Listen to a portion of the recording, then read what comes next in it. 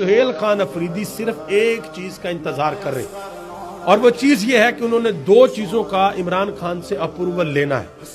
پہلے نمبر پہ سہیل خان افریدی عمران خان سے یہ اپروول لیں گے کہ میں لانگ مارچ لے کے دوبارہ اسلام آباد آؤں گا، اور اگر اسلام آباد کے اندر یہ حکومت وہی کام کرتی ہے جو انہوں نے 26 نومبر کو کیا تھا، تو پھر ہمیں آگے کیا کرنا ہے۔ اور دوسرے نمبر پہ اگر میں لانگ مارچ لے کر خیبر پختونخوا سے نکلتا ہوں اور پیچھے سے میری حکومت کو گرا دیا جاتا ہے، تو پھر ہم نے کیا کرنا ہے۔ ان دو چیزوں کے اوپر سہیل خان افریدی عمران خان سے گائیڈ لائن لینا چاہتے ہیں۔ اس کے بعد سہیل خان افریدی اپنا کام مکمل کرنا چاہتے ہیں۔ عمران خان کی رہائی کے لیے جو بھی وہ کرنا چاہتے ہیں وہ اس کو ایک عملی جامہ پہنانے کے لیے بالکل تیار کھڑے ہوں۔ آگے آ جائیں جی۔ مطیع اللہ جان نے ایک بڑی اہم بات کی ہے۔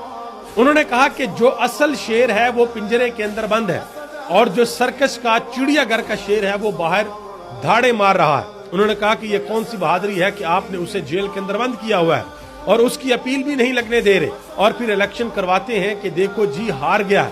انہوں نے کہا کہ آپ ایک دن کے لیے عمران خان کو باہر نکالیں اور الیکشن کروائیں، اس ملک میں آپ کو لگ پتہ جائے گا کہ اصلی شیر کون ہے۔